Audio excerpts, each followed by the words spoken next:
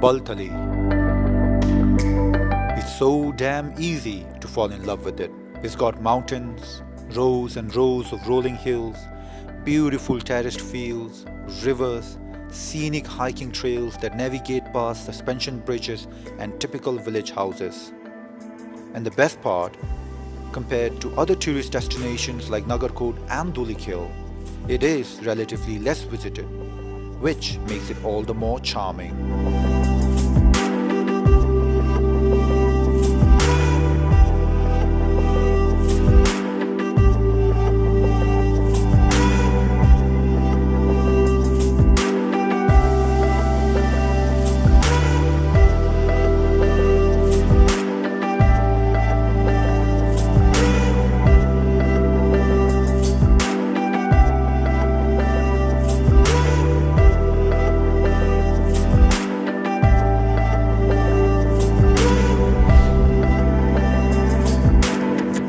Walking into this valley is just like a small gem, something that you just don't see anywhere else. And it's quiet and it's serene. And I think those are really important facts because it's not so busy and not so overdone. So really it's a wonderful cultural experience as well.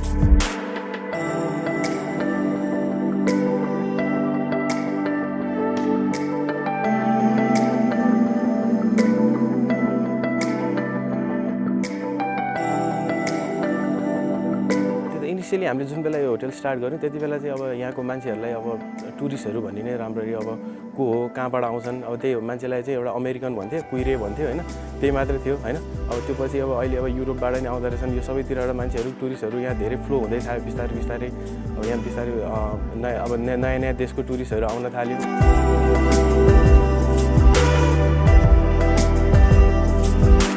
Balthali resort is at the top of the hill. It's a fabulous viewpoint. You can see the Himalayas in the distance, but you can also look down on the village.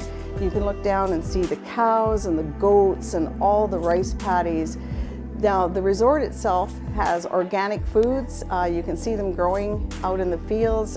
The service is excellent, and we just felt so welcomed here. And the rooms are quite, they're lovely and clean and luxurious.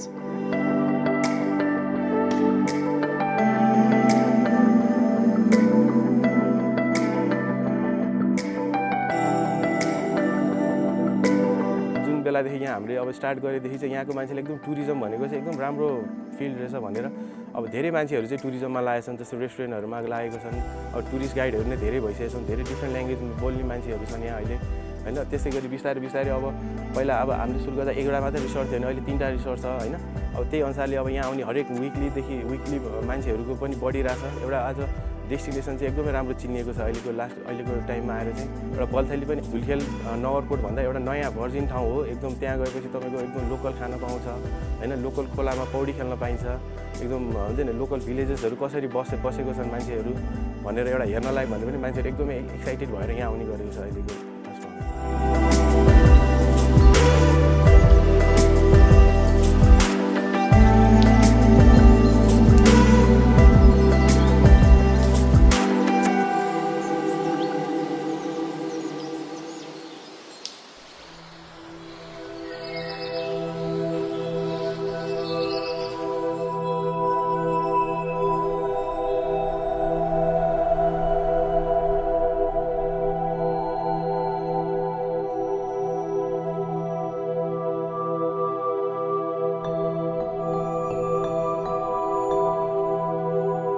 While tourism is making significant contribution to the local economy, it is agriculture that's still the major contributor. For almost 6 months a year, the fields are lush with rice and maize. And for the next 6 months is mustard, potatoes, cauliflowers, radish and oranges. Most villagers also rear livestock, mainly cows, goats and chicken.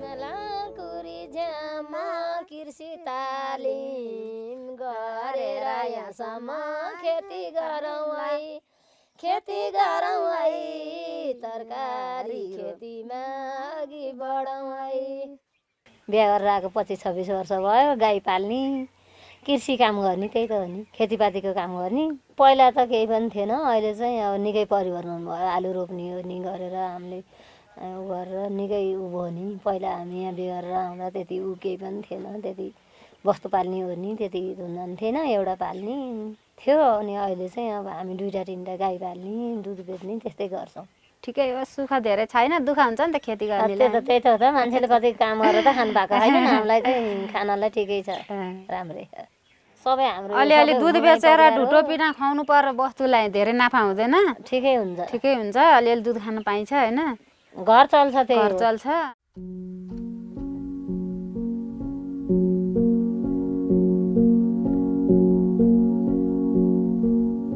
The two women never went to school because in the families that they grew up in, education for girls wasn't given a priority.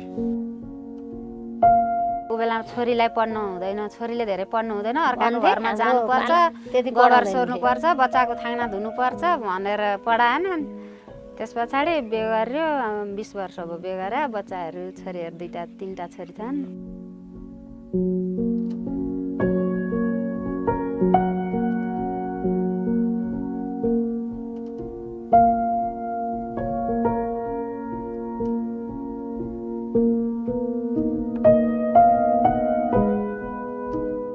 नपढेर दुःख पाइयो उनीहरूले किन दुःख पाउनु पढ्नु पर्यो छोरी बुहारी नै पढाएको छ उसको बुहारी पढ्न जान्छन् हाम्रो छोरीहरू ब्याचलर सकिन हाम्रो नि पढाएको छ अब हाम्रा चाहिँ गोबर सोरेर राखेर त भएन एउटाले म्यानेजमेन्ट पढे ब्याचलर पास गरेर बिहे गर्यो 2 वर्षको बिहे गरे जेठीको एउटीले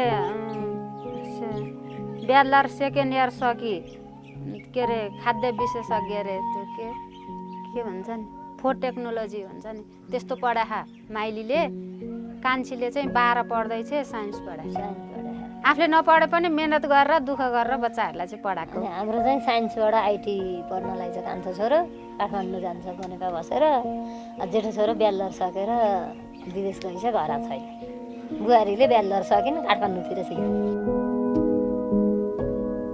But in some of the adjoining communities in the area, many children have no choice but to discontinue school to work odd jobs in the nearby towns and cities to support their families.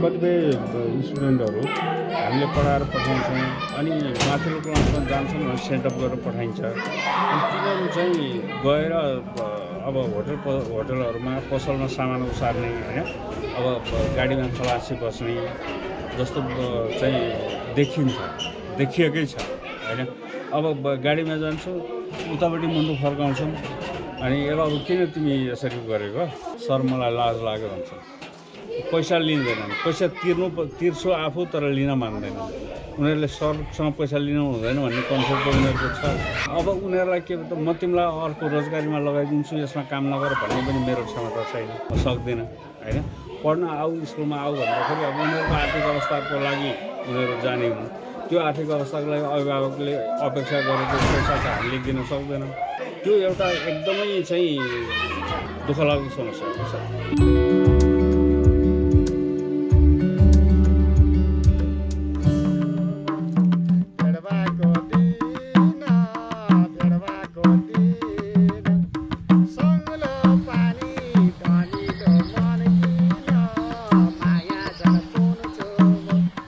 Atmaram Satyal, the vice principal of Latkeshwar Basic School, insisted that we let him take us to Latkeshwar Temple, the village's most important temple.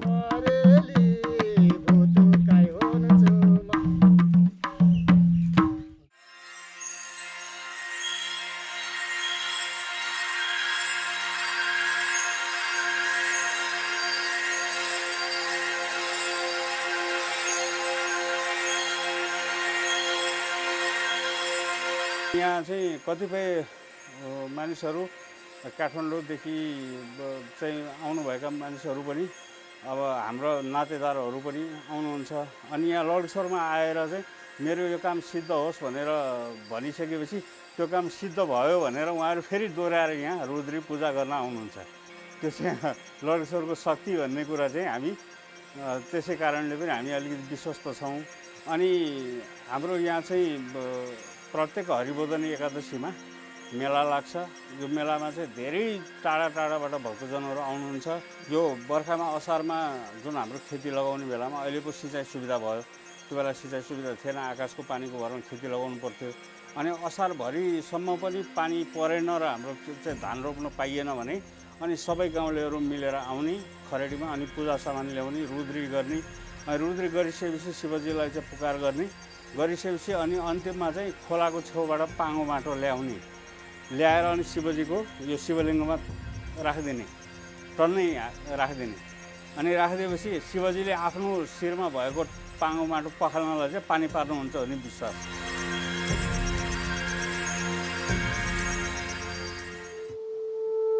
On our way back to Balthali, we stopped at the confluence of Roshi and Latku River.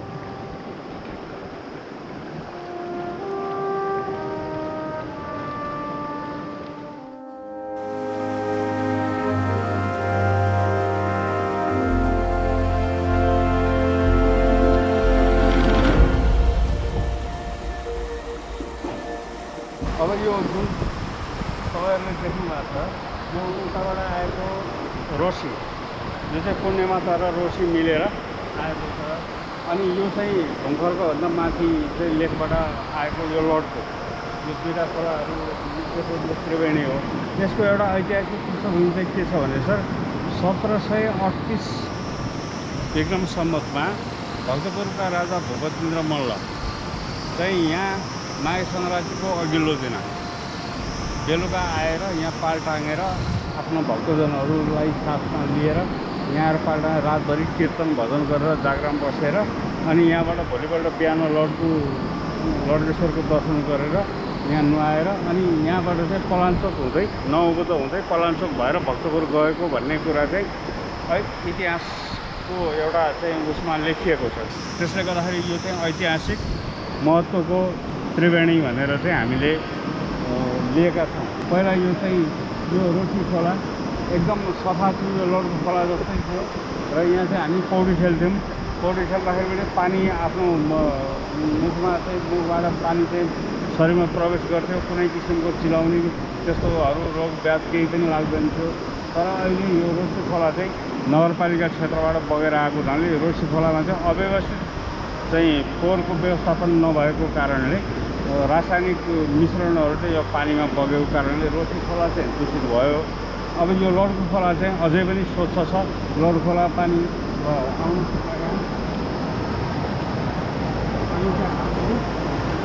लिएर चाहिँ यसरी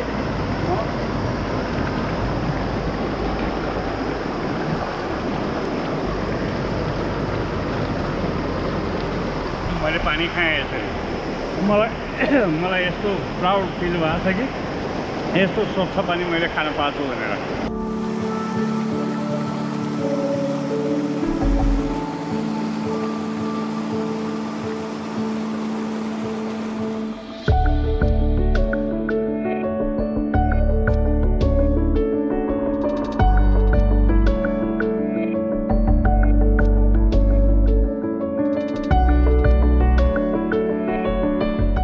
Lucky, you come across places on your travels, places that have got everything you need, places that tug your heartstrings when it's time to leave. For us, Balthali was one of those places. Should you, our viewers, go there?